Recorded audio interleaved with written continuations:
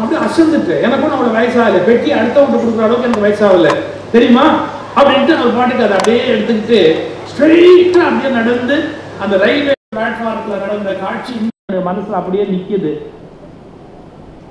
முதுமை என்பதை மனதளவில் ஏற்றுக்கொண்டு விட்டவர்களுக்கு இளமையில் முதுமை வந்து விடுகிறது. மனதளவில் அதை நிராகரித்து விட்டவர்களுக்கு முதுமை கூட அவர்களை நெருங்குவதற்கு அச்சப்படுகிறது. அது ஒரு தனி குணம். பாருங்க, தனியா வந்திருக்கிறேங்கிறார், இந்த வயதுல ஒரு தனியா வந்திருக்கிறேன் அப்படிங்கிறார். அது ஒரு பெரிய விஷயம். அவருடைய அந்த தமிழ் ஆர்வத்தை நான் முதலில் வாழ்த்துகிறேன், பாராட்டுகிறேன். எனக்கு இன்னைக்கு ஒரு தலைப்பு கற்பதும் நிற்பதும் அப்படின்னு ஒரு தலைப்பு. ரொம்ப சிம்பிள், திருக்குறளையே இருக்கு. கற்க கசடர கற்பவை கற்றபின் நிற்க அதற்கு தக அப்படின்னு சொல்லி இருக்கிறார் திருவள்ளுவர்.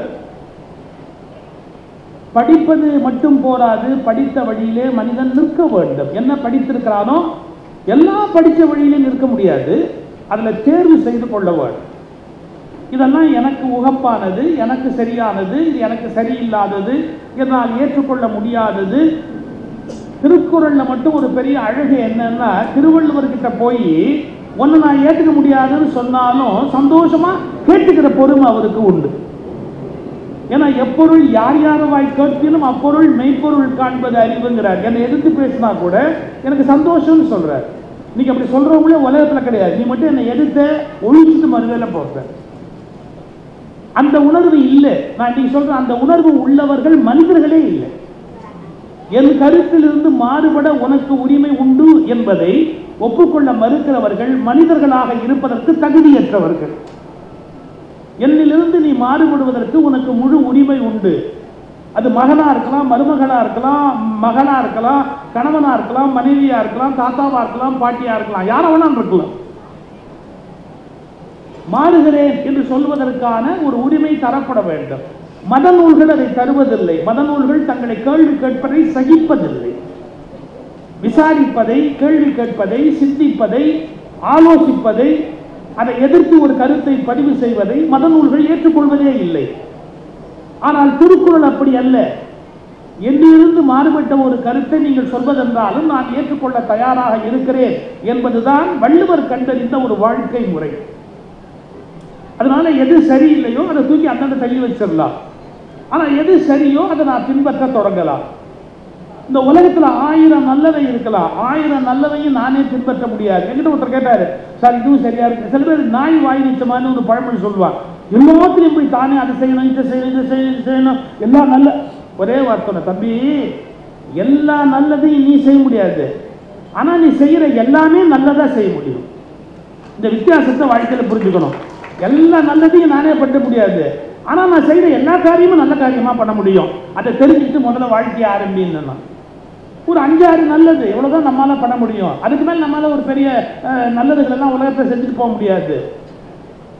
அது மாதிரி திருவள்ளுவர் சொல்வதில் ஏற்பதை ஏற்கலாம், ஏற்க மறுப்பதை நீங்க மறுக்கலாம். நிற்க அப்படின்னு ஒரு எண்ணெய் கொடுக்குறாரு. புத்தக கண்காட்சியில் அந்த தலைப்பு நான் வச்சிருக்கிறேன் எதுக்காக அப்படின்னா, சார் இந்த உலகத்துல ரொம்ப சிம்பிளா புத்தகத்தை சப்போர்ட் பண்ணி ஒரே வரியில ஏன் புத்தகம் படிக்கணும் அப்படிங்கிறதுக்கு விளக்கம் சொன்னவர் திருவள்ளுவர். எப்படி? அவன்கிட்ட போய் ஒருத்தர் கேள்வி கேட்கிறான், சார் மனுஷனுக்கும் விலங்குக்கு என்ன வித்தியாசம் அப்படின்னு கேட்கிறார். மனுஷனுக்கும் விலங்குக்கு என்ன வித்தியாசம் அப்படி ஒரே வரி திருவள்ளுவர் சொன்னார். மனுஷனுக்கு புஸ்தகம் படிக்க தெரியும், விலங்குக்கு புஸ்தகம் படிக்க தெரியாது. புஸ்தகம் படிக்க தெரிஞ்சா அது மனுஷன், ஆனா புத்தகம் படிக்க தெரியாட்டி அது விலங்கு. விலங்கோடு மக்கள் அணையர், இளங்குனோர் கற்றாரோடு ஏனையவர். விலங்கோடு மக்கள் அணையர். விலங்கு மாதிரி யாரு புத்தகம் எடுத்து படிக்காதவர். இதை விட சிம்பிளா எப்படி சொல்ல முடியும்? ஆனா சில பேர் வெட்கம் இல்லாம தன்னை விலங்குன்னு ஒத்துக்குவாங்க. இப்பெல்லாம் நாங்க வசதியா இருக்கிறோம், பிளேன்ல வரோம். அப்பெல்லாம் சொற்பொழிவாளரை பிளேன்லயே ஏற்ற மாட்டாங்க, அது ஏதோ சீட்டுங்கிற மாதிரி ஒதுக்கி வச்சிருப்பாங்க. காரே கொடுக்க மாட்டாங்க, பஸ்ல தான் போயாகணும். அந்த ஒரு 30-35 வருஷத்துக்கு முன்னாடி படாத பாடுபட்டு நான் பஸ்ல போகும்போது சார் ஒரு கியூ, ஒரு வரிசை, அந்த வரிசையில பாருங்க உள்ள போனோம், நம்பவே முடியாது. பஸ் வந்து நிக்குது, பயங்கர கூட்டம், ஒருத்தர் என்ன பண்றான், அந்த கூட்டம் வரிசையை ஒரு தள்ளி தள்ளிட்டு, அதுவும் ஒரு ஒரு ஒரு தாய்மை அடைந்த பெண் நிக்கிறாங்க வரிசையில, அவங்கள ஒரு தள்ளிட்டு அவன் பாட்டுக்கு அப்படியே ஏறி போய் உள்ள போய் சீட் பிடிச்சான், இடம் பிடிச்சு உட்கார்ந்தா. அப்புறம் நாங்கன்னா வரிசையில ஏறினதுக்கு அப்புறம் எனக்கு கொதிப்பு. நான் நேரா அவங்கிட்ட போய் ஒரு கேள்வி கேட்டேன், சார் நீ எல்லாம் ஒரு மனுஷனா, நீ எல்லாம் ஒரு மனுஷனா, வரிசையில் நிக்கணுங்கிற உணர்வும் உனக்கு இல்லை, அதுவும் ஒரு பெண் நிக்கிறாங்க, தாய்மை அடைந்தவங்க நிக்கிறாங்க, அவங்கள தள்ளிக்கிட்டு நீ போய் ஏறி போயிருந்து ஒரு சீட் பிடிச்சி உட்காருறியே, நீ எல்லாம் ஒரு மனுஷனா அப்படி. ஸோ என் வாழ்க்கையில மறக்க முடியாத விஷயம். அவன் சொன்னான், இல்லை இப்ப என்னங்கிற. இப்ப அவனை பொறுத்த வரைக்கும் சீட் கிடைச்சாச்சு, உட்காந்தாச்சு, இது எதுக்கு இல்லை இப்ப என்னங்கிற அப்படி. நான் யோசிச்சேன், மனுஷன் இல்லாதவர்கிட்ட எனக்கு பேச தெரியாதுப்பா, நான் வேற வழி இல்லை அப்படின்ட்டு வந்து இங்க உட்காந்து எங்க என்னுடைய எனக்கு கிடைச்ச இருக்கையில வந்து நான் உட்கார்ந்தேன். எனக்கு பக்கத்து இருக்கையில இருந்தவன் ஒரு கேள்வி கேட்டான், நல்ல நோஸ்கட் வாங்கினீங்களா.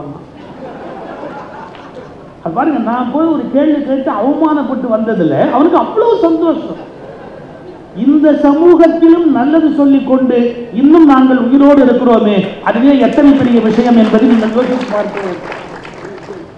நான் வேடிக்கைக்கு சொல்லல, இந்த உலகத்திலே கஷ்டமான விஷயம் என்னன்னு கேட்டா, ஒரு மனிதனுக்கு நிஜமான நன்மையை செய்ய முடியாது.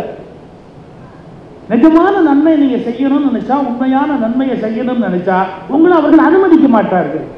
நன்மை செய்வது போல் நடித்தால் வரவேற்பார்கள், கூடுமான வரை அவர்களை அழிப்பதற்கு வழி செய்தால் உங்களை அதிகம் நேசிப்பார்கள்.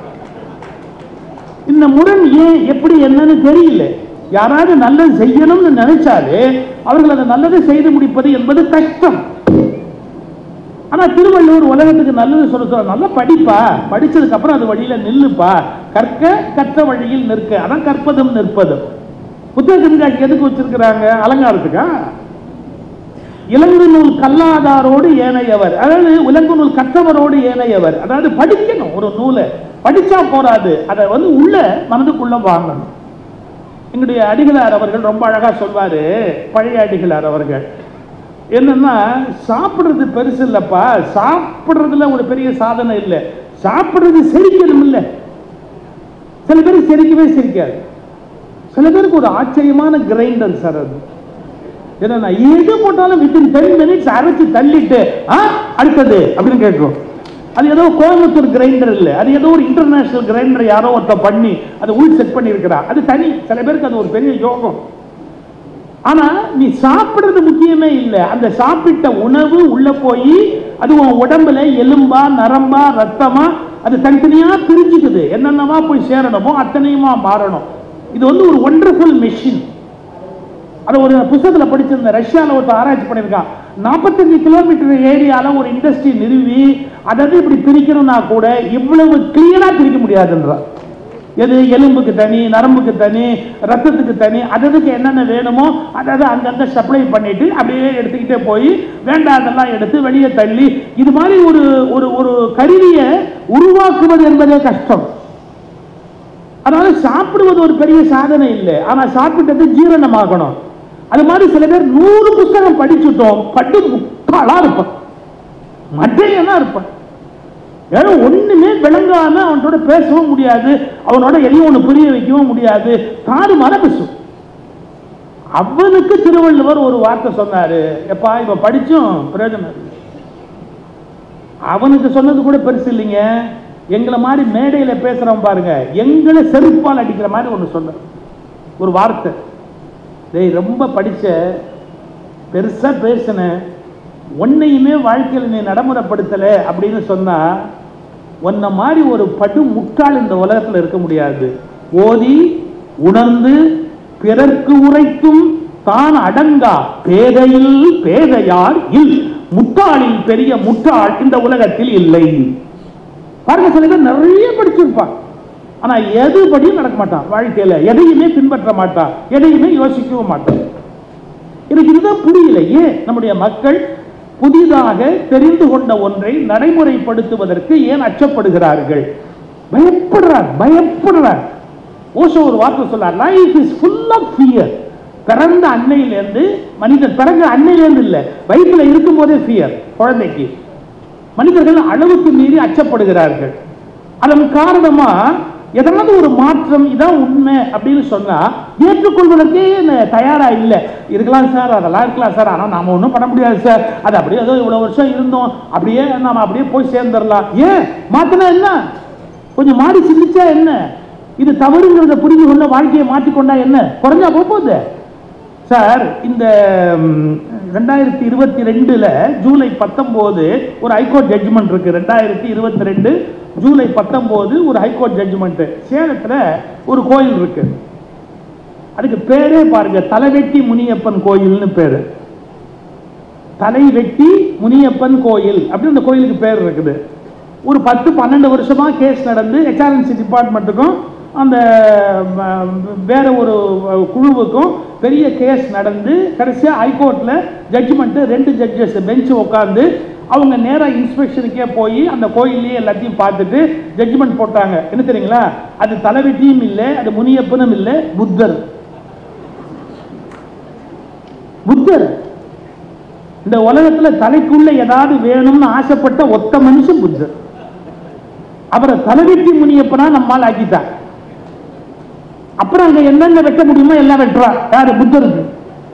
2 ஹைகோர்ட் ஜட்ஜஸ் ஸ்ட்ரெயிட்டா போய் ஸ்பாட்ல இன்ஸ்பெக்ட் பண்ணிட்டு அப்புறமா ஆர்குமெண்ட்ஸ் வச்சு அவங்க ஜட்ஜ்மெண்ட் போடுறாங்க. என்ன, இது புத்தர், புத்தர் சிலை, எனவே நீங்க மரியாதையா பௌத்த நிறுவனத்து கையில கொடுத்துடுங்க, இல்ல நீங்க இந்து மரபின்படி இந்த கோயிலை பூஜை பண்ணக்கூடாது அப்படின்னு ஜட்ஜ்மெண்ட் போட்டாச்சு.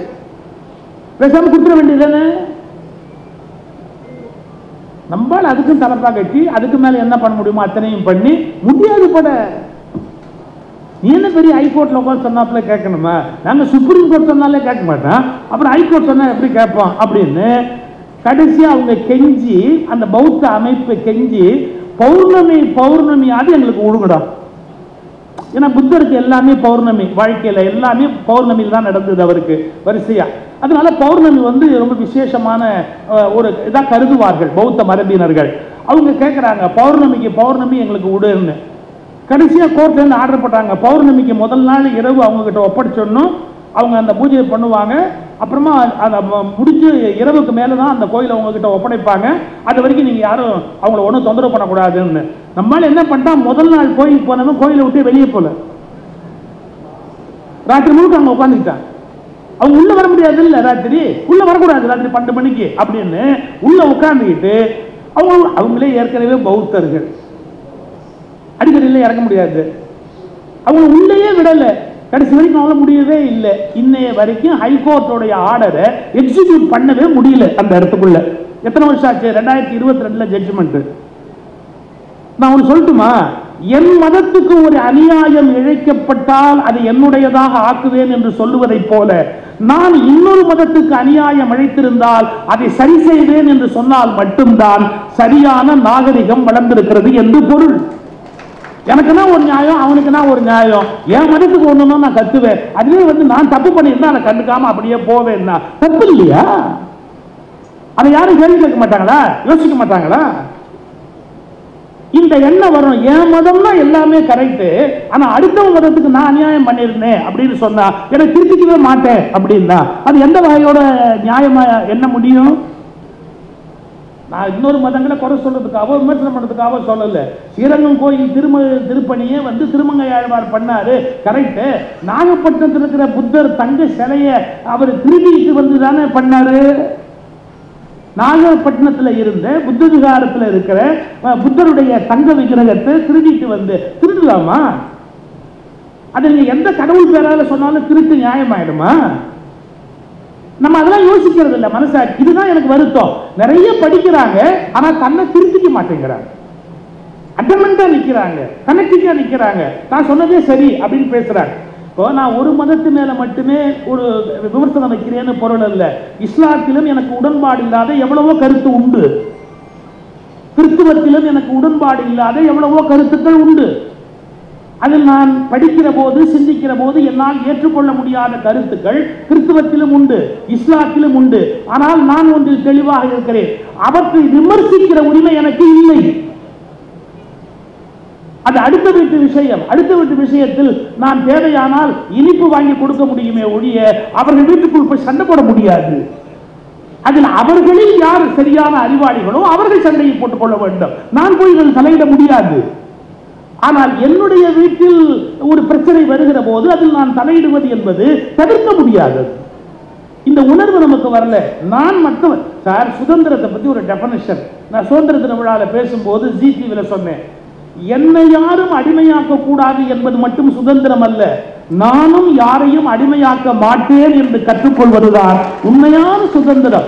நான் அடிமைத்தனத்துக்குத்தான் எதிரியாக இருக்கிறவனே ஒழிய யாரோ ஒருவனை எனக்கு அடிமையாக வைத்துக் கொண்டு சுதந்திர தின விழா கொண்டாடினால் என்னை விட மோசமான நபர் இந்த உலகத்தில் இல்லை. நம்ம என்ன நினைக்கிறோம், நான் யாருக்கும் அடிமையா இருக்க மாட்டேன், ஆனா எனக்கு 2 பேரும் அடிமையா இருக்கணும் அப்படின்னு நினைச்சா அது எப்படி பண்பாடோடு சேர்ந்தது? ஏன்னா தன்னெஞ்சு அறிவது பொய்யற்க, பொய்த்தபின் தன்னெஞ்சே தன்னை சுடும். மனத்துக்கண் மாசியில நாதல் அனைத்து அரண். முதல்ல உன் மனசாட்சியை கேளு, நீ சரியா இருக்கியா, நீ பண்றது சரியா, இந்த காரியம் பண்ணலாமா, நம்ம இந்த மாதிரி ஒரு தவறை செய்யறமே அது நியாயமா, எல்லாத்தையும் யோசிக்கணும். எதற்காக இந்த கருத்தை சொல்றேன்னா, நான் மற்ற மதங்களுடைய எல்லா செயல்களும் நியாயம் என்று ஏற்றுக்கொள்ளவில்லை. எனக்கு சில கருத்து வேறுபாடு உண்டு. நான் மதமாற்றத்தை ஒப்புக்கொள்ளுகிறவன் இல்லை, பெண்ணடிமைத்தனத்தை ஒப்புக்கொள்ளுகிறவன் இல்லை. அண்மையில தாலிபான்ல ஒண்ணு போட்டிருக்கிறார், பெண்கள் இருக்கிற வீட்டில் ஜன்னல் இருக்கக்கூடாது, பெண்களுடைய தன்மை வெளிப்படக்கூடாது என்பதற்காக தாலிபான் என்ன பண்ணிருக்கிறாங்க, ஜன்னல் இருக்கக்கூடாது. ஏற்கனவே ஜன்னல் இருக்குமானால் அது அடுக்கி வைக்கப்பட வேண்டும். நியாயமா அது? என்னால ஏற்றுக்கொள்ள முடியாது. ஆனா நான் என்ன சொல்ல வரேன் அப்படின்னு கேட்டா, இன்னொருவரை பற்றிய விமர்சனத்தில் எனக்கு ஒரு எல்லை இருக்கு. அந்த எல்லையோடு நான் திரும்பி வந்துடணும். அதுக்கு மேல நான் எந்த எல்லைக்குள்ளேயும் போக முடியாது. ஆனா என்னுடைய மனசாட்சி சொல்லணும், நான் சரியா இருக்கிறேன்னா, என்னுடைய விஷயத்துல நான் நேர்மையா இருக்கிறேன்னா, நான் செய்யக்கூடாத தவறுகளை செய்யறேனா அப்படிங்கறத யோசிக்கிறேன். இந்த நாட்டில் புஸ்தகத்துக்கு பஞ்சமா, இலக்கியங்களுக்கு பஞ்சமா, நூல்களுக்கு பஞ்சமா? எல்லாம் படிக்கிறோம், மனப்பாடம் பண்றோம், ஒப்பிக்கிறோம், எல்லாம் பண்றோம். எதையுமே நம்ம லைஃப்ல எடுத்துக்கிறது இல்லைன்னா எப்படி வாழ்க்கை மாறும்? நீங்க இதை படிச்சிருப்பீங்களோ படிக்கிற ராமானுஜர் வாழ்க்கை வரலாறு படிச்சிருந்தீங்கன்னா தெரியும். சிற்பி பாலசுப்ரமணியத்தினுடைய புத்தகம் அருமையான புத்தகம். கலைஞரும் எழுதியிருக்கிறாரு ராமானுஜருடைய வாழ்க்கை வரலாறு. குமாரவாடி ராமானுஜாச்சாரியார் எழுதியிருக்கிறாரு. இன்னும் ஒரு 10-20 பேர் ராமானுஜருடைய வாழ்க்கையை ரொம்ப அழகா நல்ல ரொம்ப அருமையான முறையில் எழுதியிருக்கிறாங்க. சிற்பி பாலசுப்ரமணியம் கொஞ்சம் விரிவாக எழுதியிருக்கிறார். அது ஒரு பக்கம் இருக்கட்டும். ஒரு சம்பவம் சொல்றேன் கேளுங்க. காஞ்சிபுரத்தில் திருக்கச்சி நம்பிகள்னு ஒருத்தர் இருந்தார். காஞ்சிபுரத்தில் இருந்ததால அவருக்கு திருக்கச்சி நம்பிகள்னு பேரு. ராமானுஜர் அவரை ரொம்ப மரியாதையாக மனதில் கொள்ளுவார். ஆனால் அவர் வேறு வர்ணம். பட் அவர் மேல ரொம்ப மரியாதை உண்டு ராமானுஜருக்கு. ராமானுஜருக்கு குரு பெரிய நம்பிகள்னு ஒருத்தர். அந்த பெரிய நம்பிகள் வீட்டு கிரகப்பிரவேசம் காஞ்சிபுரத்தில். அவர் வீடு கட்டி வீட்டுக்கு புண்ணியார்ஜனம் பண்ண போறார், கிரகப்பிரவேசம் பண்ண போறார். அந்த பெரிய நம்பிகள் கிரகப்பிரவேசம் பண்ண போற போது பாருங்க, நாளைக்கு காலையில விடிய காலையில கிரகப்பிரவேசம்னு வச்சிருக்கிறாங்க. ராத்திரி ஒரு 11-12 மணிக்கு என்ன பண்ணிட்டார் இந்த திருக்கச்சி நம்பிகள், நேரா பெரிய நம்பிகள் கட்டி இருக்கிற வீட்டுக்கு போய் ஒவ்வொரு ரூமா பார்த்து, இது இன்னாரையா, இதுதான் இதுவா சயன அறையா, இதான் தலிகை பண்ற இடமா, இதுதான் சமையலாகுது, அப்படி எல்லாம் பார்த்துட்டு கடைசி வரைக்கும் போய் புழக்கடை தோட்டம் எல்லாத்தையுமே இப்படி பார்த்துட்டு ரொம்ப சந்தோஷம் அப்படின்னு ஒரு வார்த்தை சொன்னாரு. அப்ப எல்லாரும் கேட்டாங்க, என்னங்க கிரகப்பிரவேசம் நாளைக்கு காலையில தான், ஆனா நீங்க இப்போ வந்து பாக்குறீங்களே என்ன சமாச்சாரம்? அந்த காலத்து மரபுப்படி வேறு வர்ணத்தவர்கள் ஒரு எல்லையோடு நின்று வீட்டுக்குள்ள வர முடியாது. அது கிரகப்பிரவேசம் ஆயிட்டா அப்புறம் உள்ள வந்து பார்க்க முடியாது. எங்க பெருமாளுக்கு பூஜையாகும், எங்க தலிகையாகும் எல்லாம் தெரிஞ்சுக்கணும்னா நான் இப்போ வந்து பார்த்தாதான் உண்டு. நாளைக்கு அப்புறம் எல்லாம் கிரகப்பிரவேசம் பண்ணியாச்சுன்னா, புண்ணியாச்சனம் பண்ணியாச்சுன்னா நான் உள்ள வர முடியாது. அதனால நான் எல்லாத்தையும் இப்பவே பார்த்துட்டேன், ரொம்ப சந்தோஷம், நல்ல வீடு, அவர் நல்லா இருப்பார்னு சொல்லுங்கன்ட்டு வெளியே போயிட்டார் அவர் பாட்டுக்கு. உடனே ஓடி போய் ராமானுஜர்கிட்ட சொல்றாங்க இந்த சமாச்சாரத்தை, இந்த மாதிரி திருக்கச்சி நம்பி வந்துட்டாரு, இன்னும் ரூமுக்குள்ளேயும் போயிட்டு போனாரு, அந்த சமயக்கட்டு வரைக்கும் போனாரு, புழக்கடை வரைக்கும் போனாரு, தோட்டத்து வரைக்கும் போனாரு. அப்படி பக்கத்துல ராமானுஜர் சொன்னார், நாளை காலை கிரகப்பிரவேசம் நிறுத்தப்பட்டது. பெரிய நம்பிகள் முதல்ல பெரிய நம்பிகள்கிட்ட போய் சொல்றாங்க, இது மாதிரி உங்க வீட்டுக்குள்ள பூந்தாரு, இங்கெல்லாம் பார்த்தாரு, அங்கெல்லாம் பார்த்தாரு, அவர் இது வரைக்கும் போனாரு அப்படின்னு பெரிய நம்பிகள் சொன்னாரு. நாளை காலை கிரகப்பிரவேசம் நிறுத்தப்பட்டது அப்படின்னு. நிறுத்தப்பட்டது அதை உடையாந்து ராமானுஜத்தை சொல்றாங்க, இந்த மாதிரி நிறுத்தப்பட்டது பெரிய நம்பிக்கை சொன்னார். கரெக்ட், திருக்கட்சி நம்பி உள்ள போயிட்டாருல்ல, ஆமா, நாளைக்கு காலை கிரகப்பிரவேசம் நிறுத்தப்பட்டது. யாருக்கும் ஒன்றும் புரியல. அப்ப என்னங்க அர்த்தம்? அவர் உள்ள விடக்கூடாதா என்ன? நீங்க ராமானுஜருடைய ஸ்டேட்மெண்ட் கேட்கணும். இல்லை, மிக உத்தமனான திருக்கட்சி நம்பியின் பாதம் பட்ட இடத்தை நாம் வேறு மந்திரங்கள் சொல்லி கெடுத்து விடக் கூடாது. அவர் பாதம் பட்ட இடத்தை எதுவும் செய்து விடாது. இதற்கு மேல் ஒரு புண்ணியமை அங்கு ஏற்படுத்த முடியாது. இதற்கு மேல் ஒரு தூய்மையை இன்னொருவர் ஏற்படுத்த முடியாது. தூய்மையே வடிவமானவர் திருக்கட்சி. அவர் பாதம் பட்ட இடத்தை நீங்கள் தேவையற்ற உங்களுடைய நுழைவின் மூலமாய் கெடுத்து விடாதீர்கள். கிரகப்பிரவேசம் முடிந்து விட்டது. இலக்கியத்தில் இருக்குல்ல, ராமானுஜர் வாழ்க்கையில் இருக்குல்ல, எல்லாருடைய வாழ்க்கையில் இருக்குல்ல. என்ன அப்படிப்பட்ட ஒரு குலத்தை சார்ந்தவர் வீட்டில் வந்து போனது, உண்மையான பக்தியுடையவர் வந்து போனது என்பது சிறந்த விஷயம் என்று சொல்லுகிற போது நாம் ஒரு சிலரை மட்டும் அர்த்த மண்டபத்துக்குள் நுழையக்கூடாது என்று சொல்லுவது எந்த வகையில் நியாயமானது? பிரபந்தத்துக்கு இசையமைக்கக்கூடிய சக்தி உடைய ஒரு மிகப்பெரிய இசை ஞானி இந்த மண்டபத்தை தாண்டி வர முடியாது, அந்த மண்டபத்தை தாண்டி வர முடியாது என்றால் கற்கிறோம், கற்ற வழியில் நாம் நிற்பதில்லை, பிறரை வெளியில் நிறுத்துகிறோம். அது இன்னும் அவமானகரமானது. நான் ஏன் இவ்வளவு கோபப்படுறேன் அப்படின்னு பல பேர் கேட்கிறாங்க. சார், இன்னைக்கு என்ன சொல்றாங்க, இந்து மதம் அப்படியே கீழே போயிடுச்சு, மற்ற மதங்கள்லாம் மத மாற்றத்தாலையும் வன்முறையினாலும் வளர்ந்துகிட்டே வருது அப்படி ஒரு சார்ஜ் சொல்றாங்க. ஒரு நிமிஷம். இந்த மதத்துல ஃபார்வர்ட் இருந்தாங்க, ஓபிசி இருந்தாங்க, ஷெட்யூல்டு காஸ்ட் இருந்தாங்க, எல்லாருமே இருந்தாங்க. முதல்ல யார் வெளியே நிறுத்துறது? சார், நம்ம வெளியில நிறுத்தி வச்சா எவனும் கூட்டிட்டு போக மாட்டாங்க. நீயும் உள்ள விட மாட்ட, இன்னொருத்தரும் கூட்டிட்டு போக கூடாது, நீயும் மதிக்க மாட்ட, இன்னொருத்தரும் மதிக்க கூடாது அப்படின்னா how can we can tolerate this cruelty? நீயும் மதிக்க மாட்ட, அடுத்தவனையும் மதிக்க விட மாட்ட அப்படின்னா யாரும் இந்த கொடுமையை சகிச்சுக்க முடியாது. அப்ப நம்ம ராமானுஜர் வழியில் நின்றோமா? இவ்வளவுதான் என்னுடைய கேள்வி. ராமானுஜருக்கு சிலை வைக்கிறோம், அந்த சிலைக்கு என்ன பேர் தெரியுங்களா? தி ஸ்டாச்சு ஆஃப் ஈக்குவாலிட்டி. எப்படி? தி ஸ்டாச்சு ஆஃப் ஈக்குவாலிட்டி, சமத்துவத்தின் சிலை. சமத்துவத்தின் நிலை, சமத்துவத்தின் சிலை சரி, சமத்துவத்தின் நிலை, சமத்துவத்தின் சிலை வைத்தால் போதாது, அதை தலை வைப்பதற்கு நம்முடைய சமய குருமார்கள் பழக வேண்டும். இன்னொரு மனிதனை, ஒரு வார்த்தை சார், பாரதி வரியில் எனக்கு ரொம்ப பிடிச்ச வரி, மனிதரோக மனிதர் பார்க்கும் வழக்கம் இனி உண்டோ. இப்படி பார்க்காதேங்கிறார், நோகிற மாதிரி பார்க்காதேங்கிறார். அவன் சில இடத்துல சார் கூச்சமே இல்லாம அவன் என்ன சாகி, அவங்க என்ன ஆளு, எத்தனை இடத்துல கேட்கறாங்க தெரியுங்களா? பெரிய பெரிய இடங்கள்ல கேட்கிறார், அவன் என்ன சாகி, அவன் என்ன ஆளு அப்படி. எனக்கு ரொம்ப அதிசயமா இருக்கு, என்ன பழக்கம் அது அப்படி. பாரதி மனிதர் நோக மனிதர் பார்க்கும் வழக்கம் இனி உண்டோன்னு கேட்கிறார். எவ்வளவு பெரிய விஷயம். அவனை ஏகத்தாரமா பார்க்காத, தாழ்வா பார்க்காத, குறைவா பார்க்காத, என்ன அப்படின்னு கீழ் நோக்கி அவனை கீழன்னு பார்க்காத. மனிதர் அப்படி பார்த்தா தாங்க முடியாது. மனிதர் நோக மனிதர் பார்க்கும். ஒரு அருமையான சூஃபி கதை. ஒரு சூஃபி ஞானி நல்ல ட்ரெஸ் பண்ணுவார். சூஃபீஸ்ல வந்து சில பேர் ஒவ்வொரு மொத்தம் அவங்கவுங்க சௌகரியப்படி இருப்பாங்க. ஒருத்தர் ஜவ்வாது வித்தவர் இருக்கிறாரு, இசை பாடினவர் இருக்காரு. சூஃபீஸ் வந்து நம்முடைய சித்தர்கள் மாதிரி வித்தியாசமானவங்க. ரொம்ப நல்ல உடை உடுத்துவார். உங்களுக்கு சரியா புரிஞ்சுக்கணும்னா எப்படி இந்த ஓஷோ காஸ்ட்லியா ஒரு ட்ரெஸ் போடுவாரோ அது மாதிரி, இல்லை ஓஷோக்கு அப்புறம் நம்ம நிச்சாந்த எப்படி ட்ரெஸ் பண்ணுவாரோ அது மாதிரி. அவர் கோல்டுலேயே பண்ணுவார். இவர் கொஞ்சம் வேற மாதிரியான ட்ரெஸ் எல்லாம் பண்ணுவார். இந்த சூஃபி ஞானி நல்ல ட்ரெஸ் பண்ணிட்டு பாருங்களேன். அப்படி போகும்போது ஒரு நாய் படுத்துருது, ஒரு தெரு நாய் படுத்துருது. அந்த தெருநாயை பார்த்த உடனே அவர் ஒரு அருவருப்பா, ஒரு அலட்சியமா அந்த நாயை எப்படி பார்த்துட்டு, இது பாருங்க இந்த துணி பற்றக்கூடாதுன்னு தன்னுடைய துணி அப்படி உயர்த்தி பிடிச்சிக்கிட்டு அந்த நாய் மேல பற்றக்கூடாதுன்னு ஒரு அருவருப்பா ஒரு பார்வை பார்த்துட்டு அந்த பக்கம் போனார். டக்குன்னு அந்த நாய் கூப்பிட்டுது, 1 minute. நாயெல்லாம் பேசுமாலாம் கேட்காதுங்க, பேசுறவெல்லாம் நாயான்னு கேட்காதுங்க, கதை தானே. நாய் பேசிச்சு. என்ன கேட்டது தெரியுங்களா?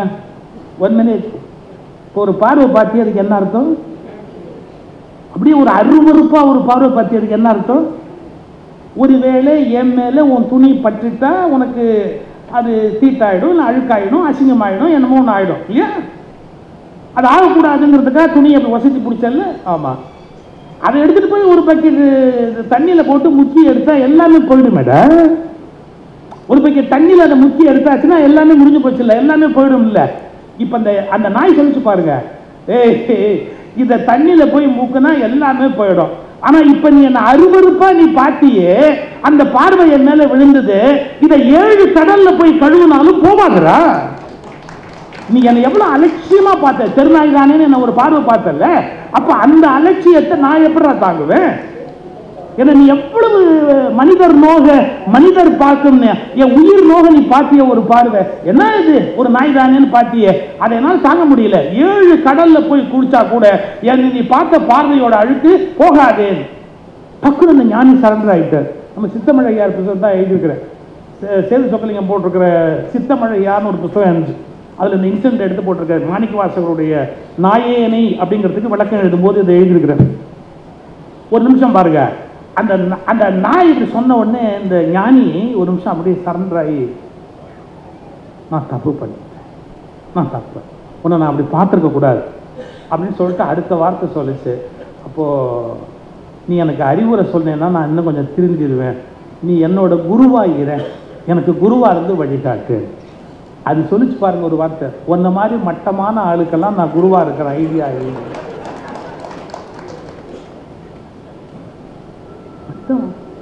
நான் இறைவனை தொடரவேன், முறைப்படி தொடரவேன், 6 வேளையும் தொடரவேன், எல்லாமே சரியா செய்யறவன். என்ன நீ கடவுள் நம்பிக்கையே இல்லாதவன். அந்த நாய் சொல்லுது, நீ எத்திஸ்ட், கடவுள் நம்பிக்கையே இல்லாதவன், நான் எப்படி உனக்கு குருவா இருக்க முடியும்? அவருக்கு அவமானம் தாக்க முடியல.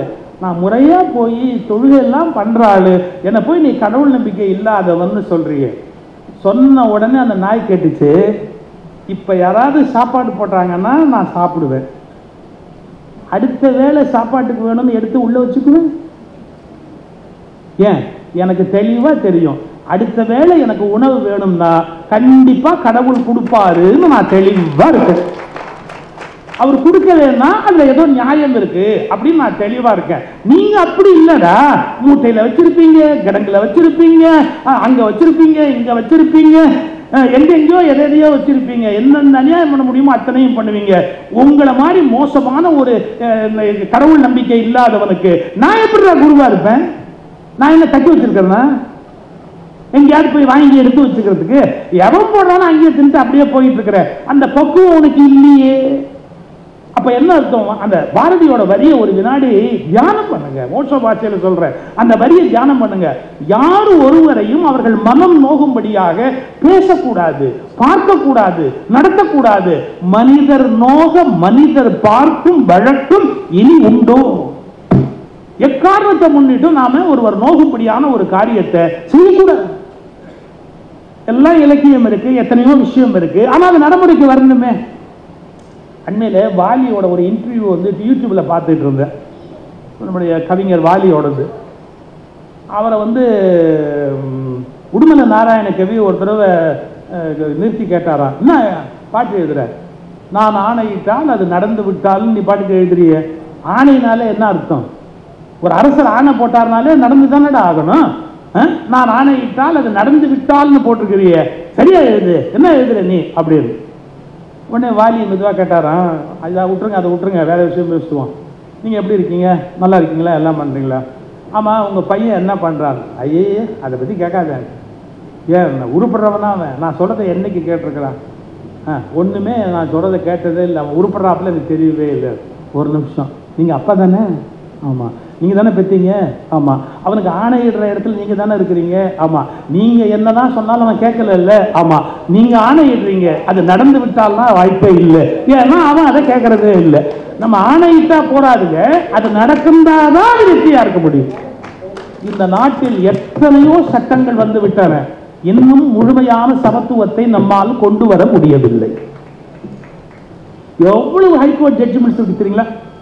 இப்போ அழகப்பன் சார் வருத்தப்பட்டார். என்ன தெரியல வருத்தப்பட்டார், தமிழில் வந்து வழிபாடு செய்யறதுக்கு நாங்கள் வந்து கோர்ட்டில் கேஸ் போட்டாங்க, நான் ஆதரவாக இந்த தமிழ் விடு தூது புஸ்தகத்தை கொடுத்தேன்.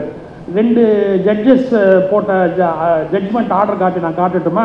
புகழேந்தி கிருபாகரன் 2 ஜட்ஜஸ். புகழேந்தி கிருபாகரன் பெஞ்சில் வந்து ஆர்டர்